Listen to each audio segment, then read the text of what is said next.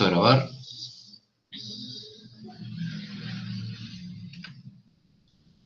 Vamos a mirar. No, todavía no está grabando.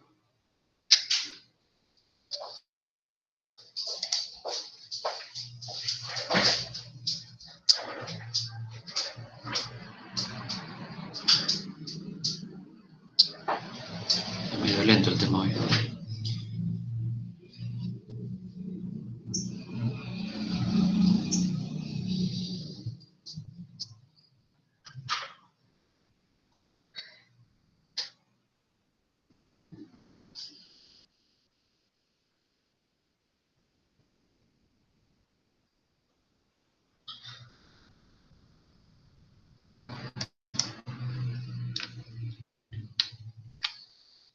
Bueno, ahora sí, ¿no es cierto?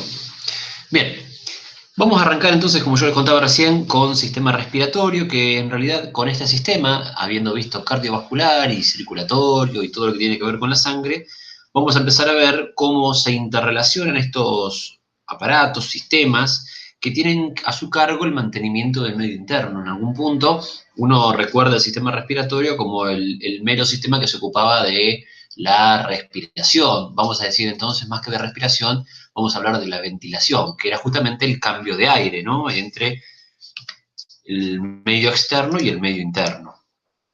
Una de las cosas más interesantes, si se quiere, del sistema respiratorio es que tiene muchas más funciones de aquellas que tienen que ver solamente con la ventilación, ¿sí?, que hacen referencia, por ejemplo, al equilibrio, por ejemplo, hidroelectrolítico, porque nosotros a través de la ventilación también perdemos agua, o equilibramos los valores de agua.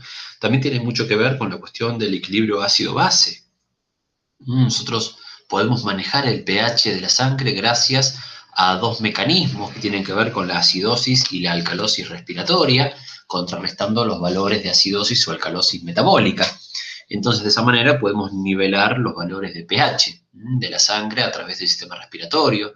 Tiene también injerencia en cuestiones que hacen íntimamente ligadas a la presión arterial. Ustedes saben o recordarán que parte de la regulación de la presión sanguínea, en tanto la presión arterial, cuando baja, por ejemplo, hay un sistema en coordinación con el sistema excretor que se activa en los pulmones, que es una enzima, denominada enzima convertidora de angiotensinógeno, la ECA, que justamente lo que hace es aumentar la presión, ¿sí?, de los vasos sanguíneos para mejorar la perfusión arterial. Entonces, de esa manera, aumentamos un poco la presión arterial. Entonces, fíjate, además de ventilar, tiene funciones en el equilibrio hídrico, en el equilibrio ácido-base, en la presión arterial y en tantas otras cosas que en realidad hace hincapié este sistema. Cuando hacemos diferencia entre sistema y aparato, ustedes acuérdense que el sistema hace referencia a la totalidad de las partes como un todo, con una función en común.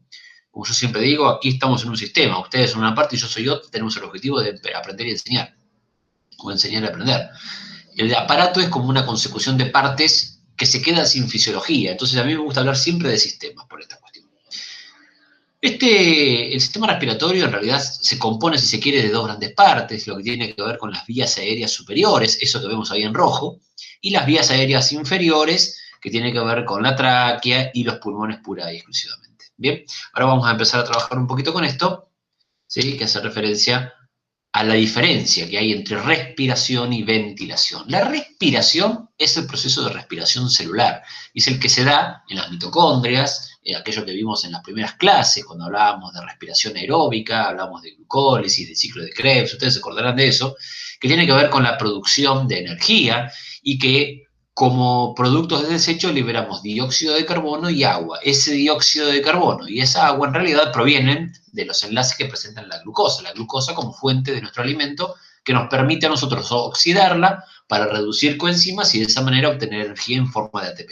Bien, eso es respiración celular. Pero cuando hablamos de ventilación, hacemos referencia a este mecanismo mecánico de inspiración y expiración, con S, no con X, que cambia el aire entre el medio interno y el medio externo llamado atmósfera.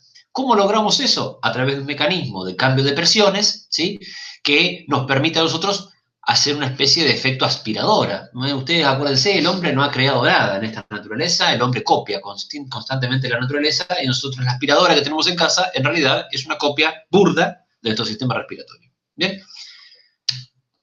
Muy bien, entonces vamos a hablar de cómo accedemos al sistema respiratorio y vamos a ver que aquí hacemos una diferencia. Estamos mezclando un poquito acá en realidad porque tiene que ver con...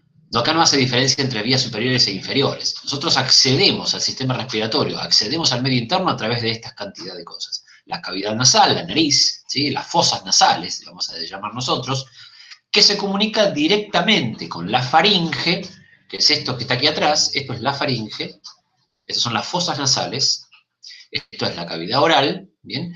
Tanto las fosas nasales como la cavidad oral se comunican con la faringe, es decir, que tenemos comunicación entre estos dos orificios. Las fosas nasales se comunican con lo que se llama la nasofaringe, que es la primera porción de la faringe, nasofaringe, orofaringe y laringofaringe. Hace referencia a que se comunican la nasal con la nasofaringe a través de lo que se denominan las coanas. Las coanas son los orificios por los cuales se conectan nuestras fosas nasales con la nasofaringe. ¿Qué tiene de características las fosas nasales? Tienen en su interior, en su mucosa, los huesos que la componen, que son los cornetes, ¿sí? Están tapizados de una mucosa que está muy vascularizada, por eso frecuentemente ante pequeñas heridas nos sangra rápidamente en la nariz, que la función que tiene la fosa nasal es calentar, humidificar y filtrar el aire. Ustedes saben muy bien, aquí en Mar del Plata, en junio, por ejemplo, vemos a varios de los corredores, los runners, ahora que están tan de moda con el tema de la pandemia, los runners salen con cuellitos hasta los bigotes, porque, claro, imagínate que si respiran el aire frío de las 6 de la mañana cuando salen a correr, se mueren de un espasmo, ¿no? Claramente, si no funcionan las fosas nasales tal y como deben funcionar, el aire ingresa muy frío, sin humidificarse, muy seco y además trae complicaciones, digamos, respiratorias. La función de las fosas nasales es, de alguna forma, acondicionar el aire para que pueda ingresar al medio interno. ¿Bien? Luego sigue su camino por la faringe, pasa primero por la nasofaringe, luego por la orofaringe y finalmente por la laringofaringe. ¿La laringofaringe es la laringe? No, no es la laringe, es el paso previo a la comunicación. Ustedes acuérdense, la faringe comunica dos sistemas, comunica el sistema respiratorio con el sistema digestivo a través de un cartílago que pertenece a la laringe que se denomina epiglotis. Ahora vamos a ver eso. La epiglotis en realidad tapa la laringe cuando estamos deglutiendo un embolo alimentario. Entonces de esa manera evitamos taponar el conducto respiratorio. Luego de la faringe continúa con la laringe. A partir de la laringe hablamos ya de estructuras totalmente cartilaginosas.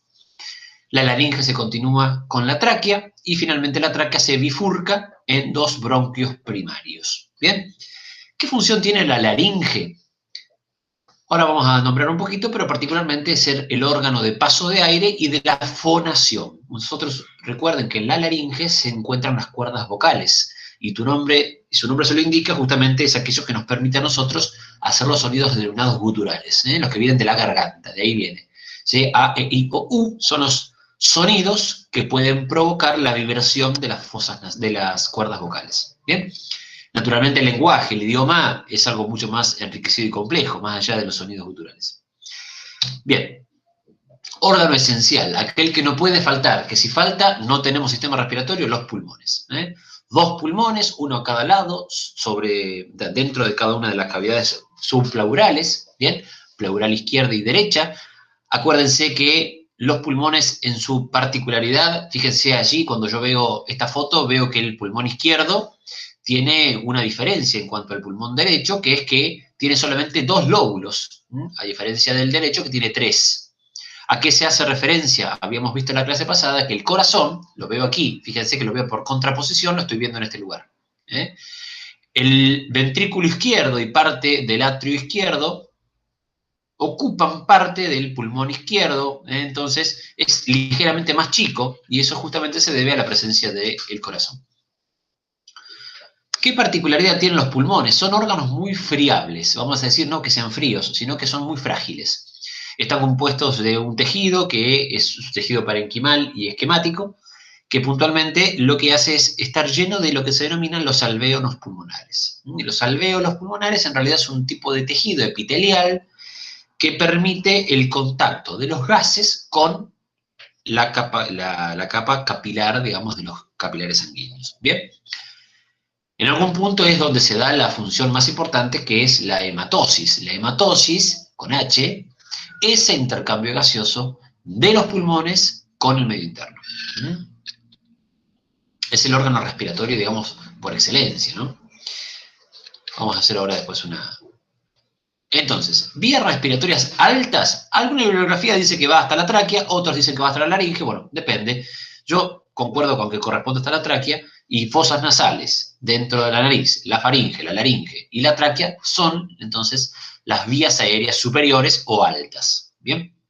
Simplemente con algunas de sus capacidades, digamos, específicas, pero no son más que traspaso de aire a través de un conducto, más que allá que las fosas nasales lo acondicionen y que la laringe produce sonidos, el resto no son más que meros tubos de paso de aire. A partir de laringe hablamos de un tubo que es cartilaginoso. ¿Y por qué? Podrías preguntarte qué es cartilaginoso. Porque en realidad el cartílago es un material, es un tejido mucho más duro, ¿no?, que la mucosa, que el epitelio, y por lo tanto eso evita que nuestro sistema respiratorio colapse frente al cambio de presiones parciales de gases. Como trabajamos con materia, porque el gas es un tipo de materia, por más que no se vea, digamos, tenemos que entender que eso hace referencia a que si no existiera un tubo que sea cartilaginoso, que no colapse frente a la presión, no podríamos respirar, ¿sí? Entonces, si vemos las superiores, tendremos que ver de inferiores o bajas. Y aparte, a partir de bronquios, ustedes verán ahí, por ejemplo, cuando viene la tráquea, ¿sí?, la tráquea se bifurca en bronquio derecho y bronquio izquierdo, bronquios primarios o principales. El lugar de bifurcación de la tráquea se denomina carina, con C, como el nombre, ¿bien? La carina es el lugar donde se bifurca la tráquea y es el momento donde los bronquios ingresan a los pulmones, el lugar donde a un órgano esencial, como puede ser el pulmón, el hígado, los riñones, lo que sea, ingresan vasos, túbulos, conductos, se denomina hilio orgánico. Es decir, el hilio con H corresponde al lugar donde ingresan, ¿sí?, los conductos, los vasos, etcétera, etcétera, a un órgano determinado. Entonces, el hilio pulmonar es el lugar donde ingresan los bronquios primarios. ¿Qué capacidad o qué características tienen estos bronquios primarios? Que van a dividirse en bronquios secundarios de acuerdo a la cantidad de lóbulos que tengan esos pulmones. Yo hoy te lo dije, el pulmón izquierdo tiene solamente 2 lóbulos y el pulmón derecho tiene 3 lóbulos. Ahora te lo voy a contar un poquitito de eso. Los bronquios se van ramificando y perdiendo calibre, perdiendo su, digamos, su diámetro a medida que se van achicando y que van llegando finalmente, fíjate cómo se va achicando el calibre, va llegando a lo último, que es el ramo o árbol bronquial final, donde terminan los alvéolos pulmonares. Acá ves como si fuese un racimo de uvas, por acá son los conductos bronquiales, y finalmente esto, los alvéolos, que son solamente una capa de epitelio, ¿sí?, que permite el contacto del gas con la sangre. Justamente aquí es donde se da la hematosis.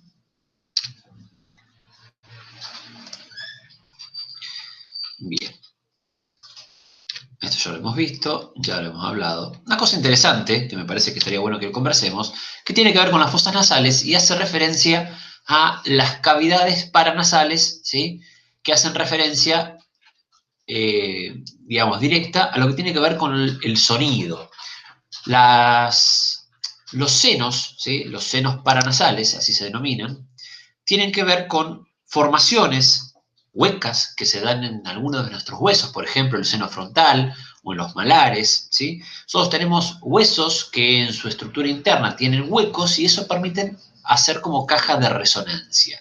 Fíjense que cuando cualquiera de nosotros está resfriado, pierde su nitidez en la voz. Eso justamente se da porque esos senos se encuentran llenos de mucosidad y entonces el sonido nos rebota como estamos acostumbrados y nos sentimos como que hablamos así. Bueno, eso justamente hace referencia a que los senos paranasales están llenos de secreciones y no pueden funcionar como caja de resonancia.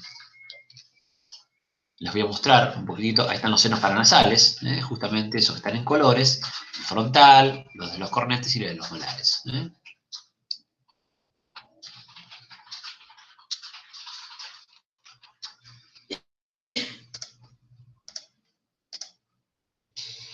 Pensé que había entrado una persona. Bueno, seguimos.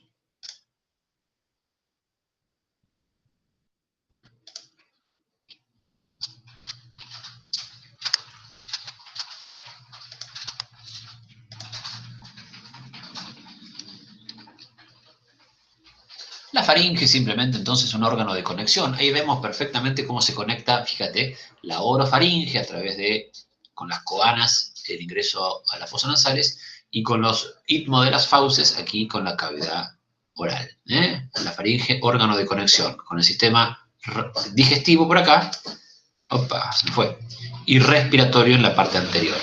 El sistema respiratorio es anterior al sistema digestivo a nivel de cuello. Bien. La laringe, entonces, es un órgano totalmente cartilaginoso compuesto de dos tipos de cartílagos. 3 cartílagos impares y 3 pares de cartílagos, ¿sí? Que son posteriores.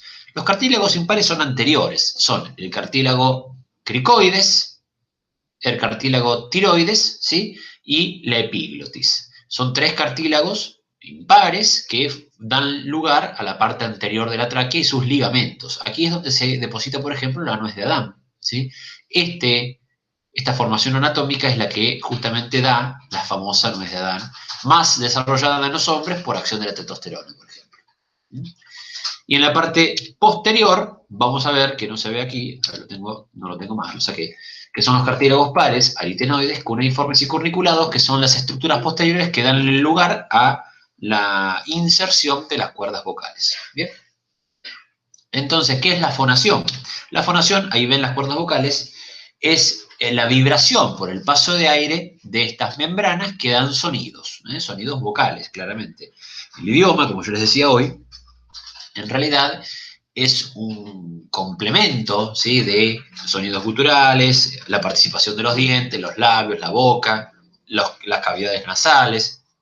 Entonces, claramente, el idioma es mucho más complejo que el sonido que produce las cuerdas vocales. Muy bien. La tráquea, simplemente un órgano de paso, totalmente cartilaginoso, simplemente por la parte posterior, es decir, en la cara de atrás va a contener una capa muscular que va a ser de conexión, digamos, o de límite con el esófago. Por eso cuando a veces, vieron, deglutimos un trozo de alimento muy grande sin digerir mecánicamente, fíjense que nos cuesta respirar porque el esófago presiona anteriormente sobre la tráquea y claro, duele un poco más. ¿Sí? Acá vemos entonces la carina, que es el lugar de bifurcación, y yo les decía hoy que esos bronquios están, fíjense, no, esto no es lo que quería ver, acá vemos, miren, la cara posterior con la capa muscular y la parte anterior todo cartílago, en la tráquea.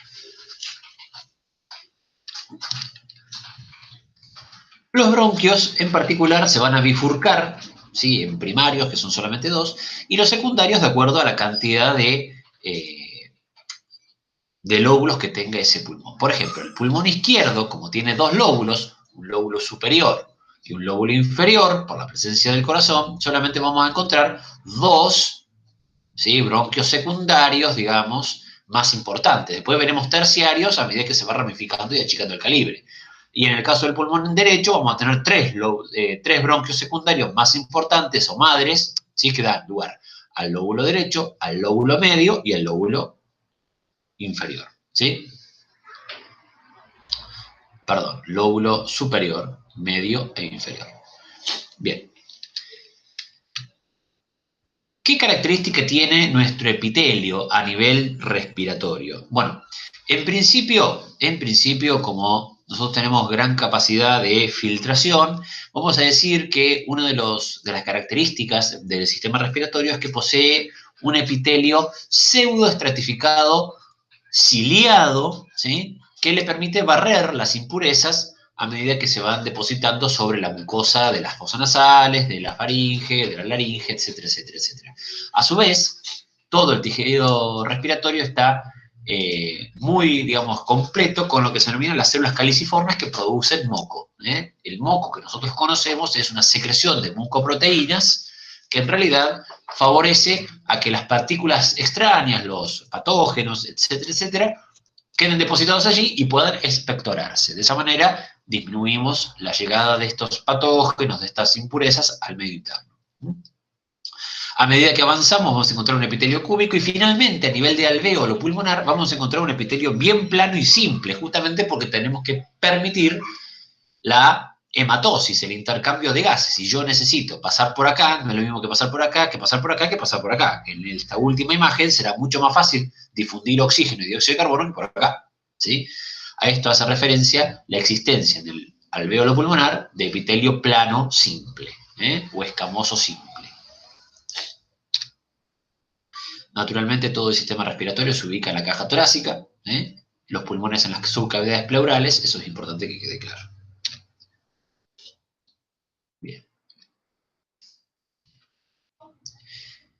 Acá vemos un árbol alveolar, ¿sí?, bien agrandado, y fíjense cómo se le llega la sangre. Ustedes acuérdense que el sistema de circulación menor es el que iba desde el ventrículo derecho a través de la arteria pulmonar y que llegaba con sangre rica en dióxido de carbono o pobre en oxígeno para oxigenarse. Llega, se anastomosa, se achica, también llega a ser solamente capilar, endotelio capilar, y ese endotelio capilar se vincula al epitelio alveolar que acabamos de ver recién. Eso se denomina la membrana alvéolo capilar. La membrana alvéolo capilar, la MAC, así como queda la sigla, es la unidad funcional del sistema respiratorio en conjunción con el cardiovascular, porque es el lugar donde se va a dar el intercambio de gases, se va a dar la hematosis, ¿sí? Entonces aquí es donde yo cambio el dióxido de carbono que viene del medio interno, como producto de desecho de las células, y donde extraigo el oxígeno que viene de la atmósfera. Aquí es donde la sangre sale oxigenada a través de las venas pulmonares con destino a la aurícula izquierda y finalmente el ventrículo izquierdo con destino a todo el cuerpo. Entonces, en la membrana alvéolo capilar es, subrayo, la unidad funcional del sistema respiratorio en su contacto con el sistema circulatorio cardiovascular y donde se da la hematosis con H. Bien, acá lo vemos de nuevo, ¿sí? Fíjense. Los alvéolos están compuestos de dos tipos de células, ¿sí?, los alveolocitos 1 y los alveolocitos 2. Los alveolocitos 1 son justamente los que tienen a su cargo la hematosis, el intercambio de gases. Y los alveolocitos tipo 2 son los que secretan un líquido que se llama líquido surfactante, que tiene a su cargo una función tensioactiva que permite que no se colapsen, justamente para evitar lo que estábamos hablando la vez pasada, ¿no?, del tema de el cambio de presiones parciales y, por lo tanto, el probable colapso del sistema. ¿Cómo logramos? Vamos a hablar un poquito de fisiología, ¿cómo logramos hacer la respiración? Nosotros tenemos músculos, que ya hemos visto, que se encargan pura y exclusivamente de los movimientos respiratorios, claro, con injerencia directa del sistema nervioso autónomo. Hay ramas simpáticas y parasimpáticas que mueven al diafragma como músculo inspirador por excelencia. El diafragma es, recuerden, el piso de la cavidad torácica y el techo de la cavidad abdominal, y que es un músculo que es involuntario, ¿sí?, que responde justamente a la estimulación del ritmo respiratorio. Con cada contracción del músculo diafragmático, nosotros inspiramos, y con cada relajación del músculo diafragmático nosotros expiramos. Aproximadamente tenemos una frecuencia respiratoria entre 40 y 60, ¿sí?, ritmos respiratorios por minuto, dependiendo del estado fisiológico, del cansancio, del día, del momento y demás. ¿Cómo se ayuda la inspiración, el movimiento de ingreso de aire? Al movimiento del diafragma se lo ayuda con la contracción de los músculos intercostales externos. Los músculos intercostales externos justamente trabajan con el tiraje, ¿sí? Con la apertura de la caja torácica, ¿sí? Justamente a través de los intercostales. Intercostales son los músculos que están entre las costillas, ¿sí? Que abren la caja torácica, entonces permiten el ingreso de aire. El diafragma aumenta el diámetro longitudinal del tórax y los intercostales aumentan el diámetro lateral y dorsoventral. Entonces la caja torácica se expande y eso hace que, como aspiradora, asuma mayor cantidad de aire. Para la expiración, justamente todo lo contrario. El diafragma vuelve a su lugar, empuja a las pulmones hacia arriba y eso hace que quiten el aire de ese lugar y los intercostales internos vuelven la caja torácica a su sitio y por lo tanto ese empuje, como si fuese el fuelle para alimentar el fuego, ¿vieron? Bueno, lo hace de la misma manera. ¿Bien? Claramente que hay otros músculos también que colaboran con esa acción. Muy bien, y ahora les voy a pasar un poquito lo que tiene que ver con algunos volúmenes y capacidades en cuanto a cómo es que nosotros podemos regular la cantidad de aire que ingresa y que sale de nuestros pulmones. Hay un volumen de aire que todos ustedes están utilizando ahora y que yo estoy haciendo mientras estoy hablando que se denomina el volumen corriente. El volumen corriente hace referencia a la mínima cantidad de aire que en cada ritmo respiratorio entra y sale de mis pulmones. Y eso representa medio litro. ¿Sí? 500 mililitros de gas es lo que sale de mi sistema respiratorio e ingresa en cada ritmo respiratorio. Volumen corriente. Después existe otro volumen que es el volumen de reserva inspiratoria. Volumen de reserva inspiratoria. Y tiene que ver con la cantidad de aire que yo puedo ingresar a mi sistema respiratorio con una inspiración forzada, con esta inspiración. Con esa inspiración yo ingresé, haciendo fuerza, hasta 3,5 litros de aire.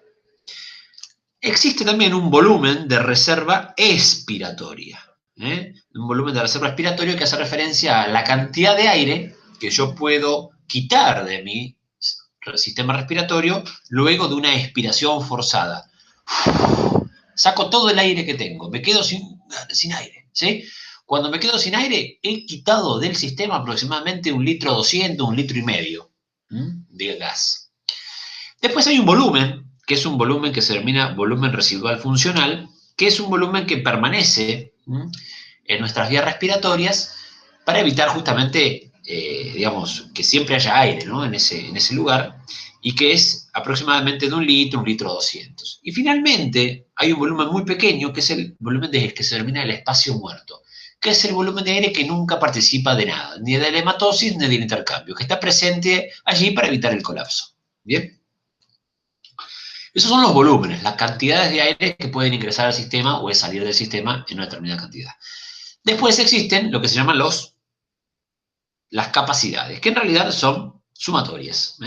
Por ejemplo, la capacidad total es la sumatoria de todos los volúmenes que yo acabo de decir. La capacidad pulmonar total es la sumatoria de todos los volúmenes, aproximadamente unos 6 litros de aire. La capacidad vital, por ejemplo, es la capacidad de todos los volúmenes que acabo de decir, menos el residual y el espacio muerto. La capacidad inspiratoria es la suma del corriente más el volumen de reserva inspiratoria. Y la capacidad expiratoria es la sumatoria del volumen corriente más el volumen de reserva expiratoria. ¿Sí? En realidad son sumas que a ustedes no les dicen mucho, pero sí es importante que lo conozcan por alguna cuestión. ¿Sí? Así que bueno, esto es lo que yo tengo para ustedes. Ahora les voy a dejar una pequeña guía de estudio para que puedan trabajar con la lectura del libro. ¿Preguntas?